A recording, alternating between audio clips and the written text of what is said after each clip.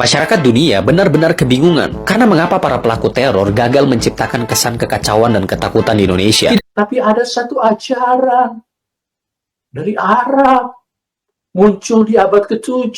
These guys are not radicals. They were following their prophet Muhammad, who killed everybody that got in his way. Sedikit-sedikit holodoronya. Masa media sosial lebih pintar ya daripada agama Allah ini? Masa media sosial lebih pintar daripada Tuhannya si Muhammad? Sekarang biar sosial media saja ya yang berbicara dan membuka mata dan juga kepala si pendeta yang sakit hati terhadap Islam gara-gara ulah murtadinya sendiri. Malah Islam yang dibenci dan dimusuhi sampai sekarang.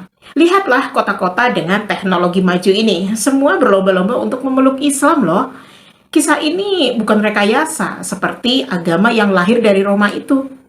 Dikenal dengan kemajuan dan teknologi canggih, Jepang adalah negeri di mana agama Shinto dan Buddha telah lama berakar. Lalu perlahan, cahaya Islam kini mulai menyinari sudut-sudut kota di negeri ini. Baru-baru ini Jepang dihadapkan dengan fenomena yang menakjubkan, di mana masyarakat Jepang ramai-ramai memeluk agama Islam. Di tengah hiruk-pikuk ibu kota Tokyo, suara azan terdengar di masjid kecil di Yokohama.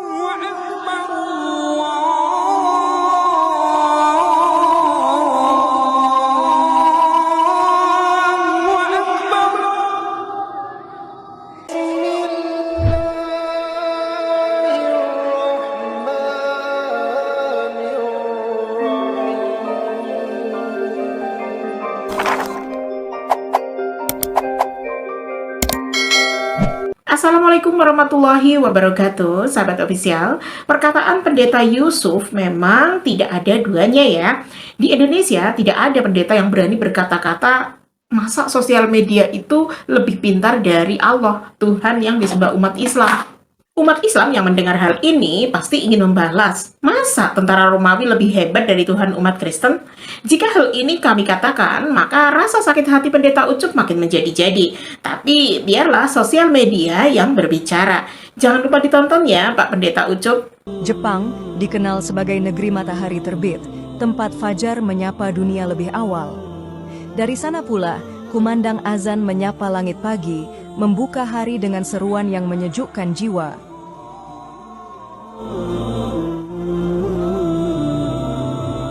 Bagi mereka, kumandang azan bukan sekedar panggilan sholat, tetapi menjadi simbol spiritual yang hadir di tengah kemajuan teknologi dan budaya kontemporer. Aktivitas keislaman pun semakin berkembang. Komunitas Muslim menyelenggarakan kajian rutin. Generasi muda Muslim Jepang mulai menemukan makna baru dalam Islam, mulai dari nilai-nilai kedamaian hingga tatanan hidup yang terarah dan spiritualitas yang mendalam. Muslim di sana bukan hanya dari imigran, tapi dari hati warga Jepang sendiri yang telah menemukan makna baru dalam hidupnya. Seperti apa faktanya? Mari kita ulas.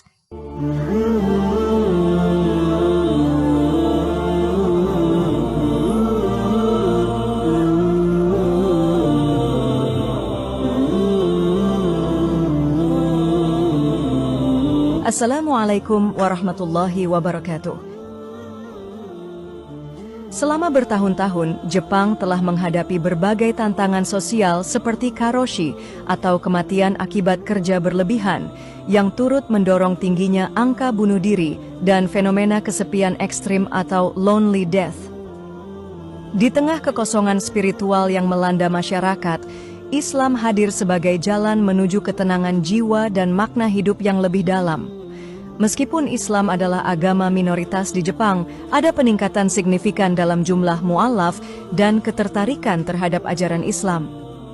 Tren mu'alaf terus meningkat, menunjukkan bahwa Islam bukan hanya hadir sebagai agama imigran, tetapi juga sebagai pilihan spiritual warga lokal.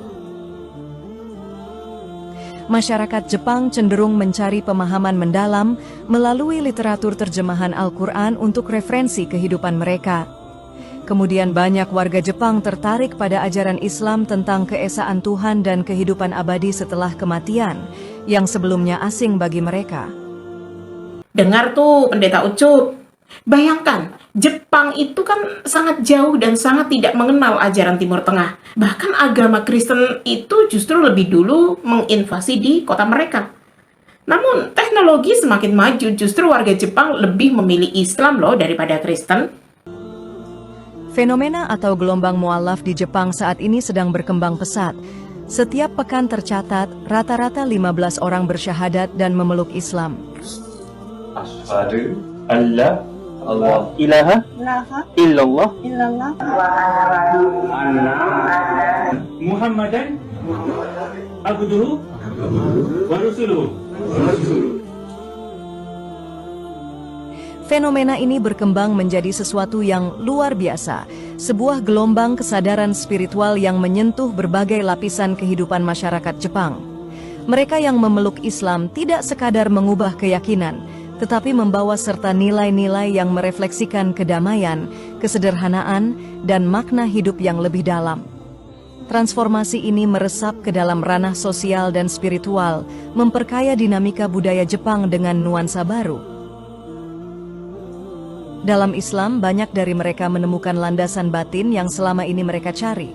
Hubungan langsung dengan Sang Pencipta, konsep kehidupan setelah kematian, dan makna keberadaan yang holistik.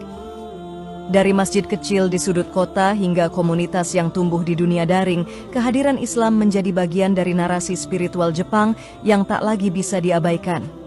Masjid Tokyo Chami kini menjadi pusat budaya dan dialog antaragama, membuka pintu bagi warga Jepang untuk mengenal Islam secara langsung.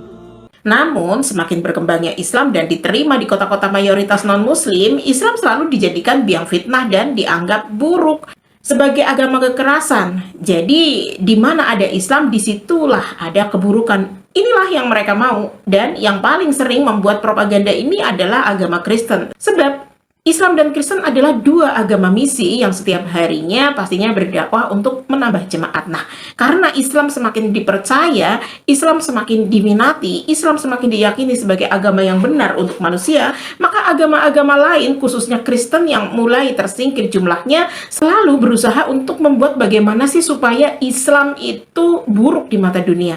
Contohnya di Australia nih. Padahal senatornya sendiri yang melecehkan tentang jilbab di pemerintahan, setelah itu muncul kejadian propaganda ini. People say Islam is a religion of peace. It's a beautiful religion. No, friend, Islam is a religion of death, violence, and terror. Muhammad commands the Muslims to kill the infidels. So before jumping in and saying, oh, these are just some radicals, you're mischaracterizing the religion of Islam. You're being Islamophobic. Understand this. What they just did at Bondi Beach was Muslims doing exactly what they are commanded to do in the Quran. They were waging war on the infidels, which they are commanded to do. These guys are not radicals. They were following their prophet Muhammad, who killed everybody that got in his way. Muhammad says, kill the infidel. Muhammad commands the Muslims to view non-Muslims as apes and pigs that must be killed. We are the filth of the earth. There is no such thing as Islamophobia. There is no irrational fear of Islam. There is only a rational fear based on the history and the statistics of what Islam has produced. Muslims have a problem in the UK. They have a problem in America. They have a problem in Australia. They have a problem in Israel. The problem is not the Jews. The problem is Muslims. Everywhere they go, they wage war and turn the country and a city into a violent hub of Influencer di barat lagi pada rame ngomongin tentang penembakan di Australia, lengkap beserta teori konspirasinya, dan juga banyak banget tuh sekarang influencer-influencer di barat ini pada cari tahu sampai pada googling ini sebetulnya siapa pelakunya, dia ada di mana 7 hari terakhir. Diselidiki sampai sedetil-detilnya oleh netizen. Kalian mau nggak aku angkat beritanya? Coba kalau mau komen. Kalau penyelamatnya superhero-nya udah tahu kan, Muslim gitu kan, karena kalau narasi barat itu kan tadinya berusaha memframing supaya ini pelakunya seolah-olah Muslim gitu kan, seperti biasa. Namun ternyata di luar dugaan, superhero-nya kok ya Muslim kan, jadi gagal rencananya, gagal lagi. Kalau bisa kan Muslim harus kelihatan jelek gimana pun caranya, itu maksudnya mereka. Itulah komentar netizen Indonesia yang sudah membungkam para radikal seperti Yusuf Manubulu dan Murtadin Australia yang mencoba untuk menarasikan bahwa Islam sebagai pelaku kejahatan. Tapi yang jadi pahlawannya malah justru orang Islam.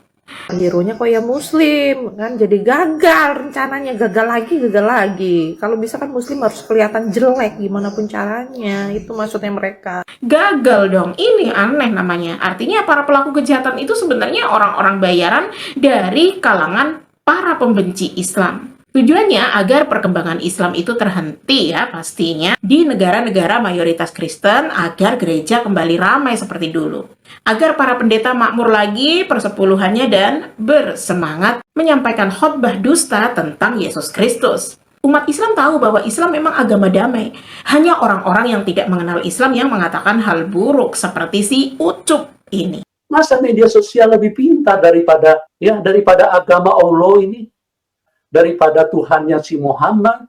Jadi tidak salah ya kalau pendeta Kristen di Indonesia berbicara seperti itu. Karena negara Indonesia itu memang sangat berbeda dengan negara-negara yang lainnya.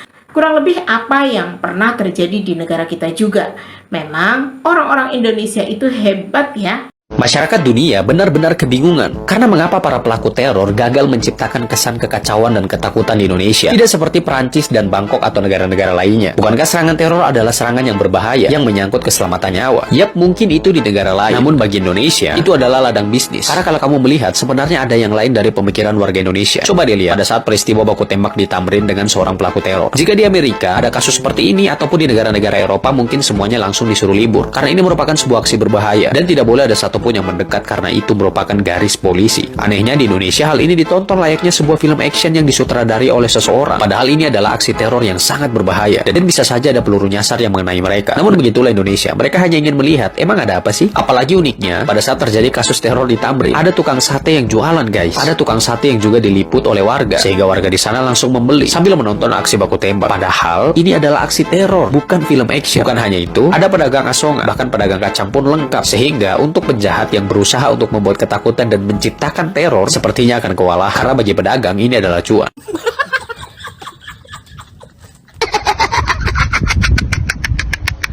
Allahumma inni as'aluka bi'anni ashhadu annaka anta Allah la ilaha illa anta antal ahadus samad lam yalid wa lam yulad wa lam yakul lahu kufuwan ahad.